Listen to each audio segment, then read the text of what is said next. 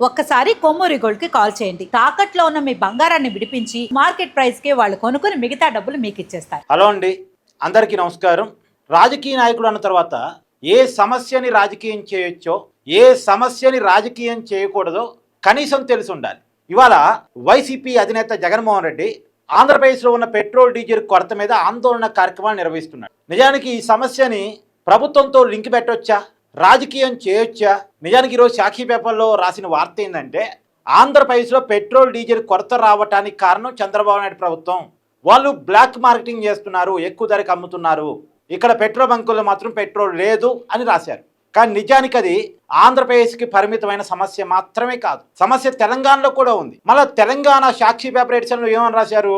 Oil కంపెనీలు కృత్రిమ కొరతను క్రియేట్ చేస్తున్నాయి, ప్రజలు కూడా ప్యానిక్ డిమాండ్ అయ్యి హెవీగా డిమాండ్ చేస్తున్నారు. ఒకేపేమో ఆయిల్ కంపెనీలు సప్లైని తగ్గించాయి, ప్రజలేమో ప్యానిక్కి గురై ఎక్కువ డిమాండ్ చేస్తున్నారు. అంటే ఎక్కువగా ఫుల్ ట్యాంకులు కొట్టించుకోవటం, కార్లు అయినా బండి అయినా మామూలుగా 1 లీటర్ 2 లీటర్లు రోజువారీ కొట్టించుకునే వాళ్ళు ఏకంగా రేపటి నుంచి పెట్రోల్ డీజిల్ దొరకదని కారణం చేత, లేదు రేట్లు విపరీతంగా పెరుగుతున్నాయి అనే కారణం చేత ముందే హెవీగా డిమాండ్ చేయటం, అందరూ కూడా ఫుల్ ట్యాంకులు చేయించుకునే పరిస్థితిలోకి వెళ్ళిపోవటం, క్యాన్లో పట్టి పెట్టుకోవటం, ఇలా దీని ఫలితంగా కొరత క్రియేట్ అయింది. పైగా ఇండస్ట్రియల్ వాళ్ళకేమో కమర్షియల్ డీజిల్ రేట్ పెరిగింది కాబట్టి వాళ్ళు ఏం చేస్తున్నారు, ఈ రిటైల్ మార్కెట్లో పెట్రోల్ బంక్ నుంచి డీజిల్ కొనుక్కుంటున్నారు. కమర్షియల్ డీజిల్ రేటు పెరగటం వల్ల ఈ రిటైల్ మార్కెట్లో క్యాన్లు పంపించి పెట్రోల్ క్యారీ చేస్తున్నారు. వాళ్ళు ఇక్కడ నుంచి పెట్రోల్ బంక్ నుంచి పెట్రోల్ కొనుక్కుంటున్నారు ఇండస్ట్రియల్ వాళ్ళు. ఎందుకు? వాళ్ళ కమర్షియల్ డీజిల్ ధర విపరీతంగా పెరిగింది కాబట్టి, ఇంకా రిటైల్ మార్కెట్లో డీజిల్ ధర పెరగలేదు కాబట్టి. ఇలా రకరకాల కారణాలని తెలంగాణ సాక్షి పేపర్ ఎడిషన్లో రాశారు. మరి ఆంధ్రప్రదేశ్లో మాత్రం దానికి రాజకీయాన్ని లింక్ పెట్టారు, చంద్రబాబు నాయుడు మీదకి నెట్టేశారు, టీడీపీల మీదకి నెట్టేశారు. అదేంది? సమస్య ఎక్కడైనా ఒకటే కదా, సమస్య కారణాలు ఎక్కడైనా అవే కదా. ఒకటి, ప్రజలేమో ప్యానికి గురై హెవీగా డిమాండ్ చేస్తున్నారు, దానికి తగ్గట్టుగా ఆయిల్ కంపెనీలు సప్లై చేయట్లేదు. ఇంతకుముందు ఏంటంటే బంకులు వాళ్ళు ముందు ఆయిల్ ట్యాంకర్ తెప్పించుకొని తర్వాత డబ్బులు కట్టేవాళ్ళు ఆయిల్ కంపెనీలకి, క్రెడిట్ మీద ముందు ఆయిల్ ట్యాంకర్లు పంపించేవి. కానీ ఇప్పుడు అలా కాదు, ముందే డబ్బులు కడితే ఆయిల్ ట్యాంకర్ పంపిస్తామని చెప్తున్నాయి ఆయిల్ సంస్థలు, ఆయిల్ కంపెనీలు. ఈ బంకులు వాళ్ళు ముందే డబ్బులు కట్టాల్సి వస్తుంది. డబ్బులు కట్టగలిగిన వాళ్ళు కడుతున్నారు, కట్టలేని వాళ్ళు కొద్దిగా వెనక ముందు ఆడుతున్నారు.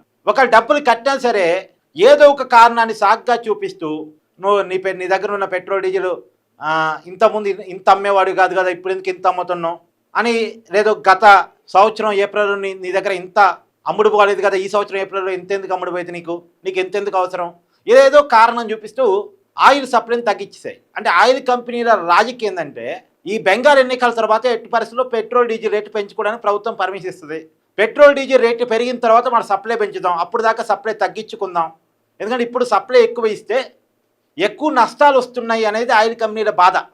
ఎందుకంటే ప్రపంచవ్యాప్తంగా క్రూడ్ ఆయిల్ ధరలు విపరీతంగా పెరిగాయి, $110 పోయింది, అదొక కారణం. ఇంకోటి ఏంది, డాలర్తో పోలిస్తే రూపాయి పత్రమైంది. ఇప్పుడు బ్యారెల్ని మన రూపాయల్లో కొనరు, డాలర్లో కొంటారు. పెట్రోల్ డీజిల్ని అంటే క్రూడ్ ఆయిల్ని, చమురుని డాలర్లో కొంటారు. మరి డాలర్తో చెల్లించాల్సి వచ్చినప్పుడు మన రూపాయిని డాలర్లోకి మార్చి వాళ్ళకి చెల్లింపజేసినప్పుడు ఎక్కువ డబ్బులు కట్టాల్సి వస్తుంది. మన కాడేమో అమ్మకాలు రూపాయల్లో కొనసాగుతాయి, మన కరెన్సీలో అమ్మకాలు జరుగుతాయి పెట్రోల్ డీజిల్. కానీ ఆయిల్ కంపెనీలు మాత్రం చమురుని డాలర్లో పే చేసి కొంటాయి. మనమేం రూపాయల్లో పే చేసి పెట్రోల్ డీజిల్ కొంటాం, ఆయిల్ కంపెనీలు మాత్రం డాలర్లో పే చేసి చమురు కొంటాయి. ఈ రూపాయికి డాలర్కి వ్యత్యాసం పెరిగిపోవడం ఫలితంగా, రూపాయి పతనం కావడం ఫలితంగా ఎక్కువ పే చేయాల్సి వస్తుంది ఆయిల్ కంపెనీలు, దానివల్ల ఎక్కువ నష్టాల్లో పోతున్నారు. ఇది ఆయిల్ కంపెనీలకు ఉన్నటువంటి రీజన్. మరి ఎవరైనా అనొచ్చు, ఒకప్పుడు బ్యారెల్ ధర తగ్గించినప్పుడు వీళ్ళు తగ్గించారా అనొచ్చు, అది ఓకే, ఆ సపరేట్ రీజన్. దాన్ని ఎవరైనా రాజకీయులు జగన్మోహన్ రెడ్డి లాంటి వాళ్ళు లాగలిగి క్వశ్చన్ చేయగలిగితే, మోడీ గారిని క్వశ్చన్ చేయగలిగితే ఓకే. కానీ మోడీ గారిని ఇక్కడ క్వశ్చన్ చేయరు, ఇక్కడ రాష్ట్రంలో ఉన్న చంద్రబాబు నాయుడిని, టీడీపీని క్వశ్చన్ చేస్తారు. అయితే ఇక్కడ నేను చెప్పదలుచుకున్న విషయం ఏంటంటే, సాక్షి పేపర్ వాళ్ళు హైదరాబాద్లో సమస్యకి ఒక కారణం చెప్తున్నారు, ఆంధ్రప్రదేశ్లో సమస్యకు ఇంకో కారణం చెప్తున్నారు. తెలంగాణలోనేమో సమస్యకి రాజకీయాలతో సంబంధం లేదట, ఆంధ్రాలో మాత్రం సమస్యకి రాజకీయాలతో సంబంధం ఉందట. ఇది ఎక్కడ లాజిక్? ఆంధ్రాలో రాజకీయం ఉంటుంది ఈ సమస్యలో, ఆ తెలంగాణలో రాజకీయం లేకపోవటం ఏంటి? ఉంటే ఎక్కడైనా అవే ఉండాలి, సేమ్ పరిస్థితి కదా, ఆంధ్రాలో అయినా తెలంగాణలో అయినా.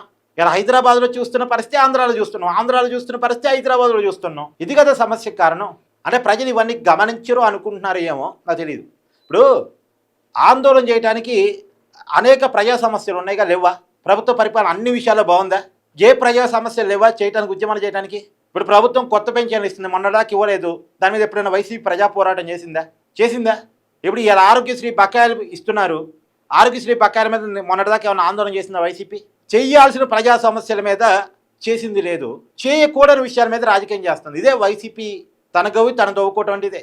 మాలాంటి వాళ్ళని అడిగిన చెప్తాం, ఏ ప్రజా సమస్యల మీద ఉద్యమాలు చేయాలి, ప్రజలు కోరుకునే ప్రజలు ఇబ్బంది పడుతున్న సమస్యలు ఏంది, వాటి మీద జగన్ ఎలా జనంలోకి వెళ్ళాలి, కనీసం ప్రతిపక్షాలు ఎలా ఉండాలో కనీసం మాలాంటి జర్నలిస్టుని అడిగినా చెప్తారు. నన్నే కాదు, ఏ జర్నలిస్టుని అడిగినా చెప్తారు ఆంధ్రప్రదేశ్ రాజకీయాల మీద అవగాహన ఉన్నవాళ్ళని.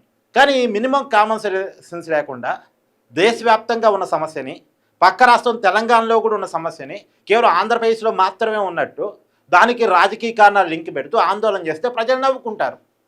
ఏం పెట్రోల్ డీజిల్ సమస్య ఇవాళ కాకపోతే రేపు సమస్య షార్ట్అవుట్ అయిపోద్ది. నాకు తెలిసి ఇవాళ సాయంత్రానికి రేపటి షార్ట్అవుట్ అయిపోద్ది. ఇవాళ రేపో షార్ట్అవుట్ అయ్యే సమస్య కోసం ఏంటి ఆందోళన చేయటం?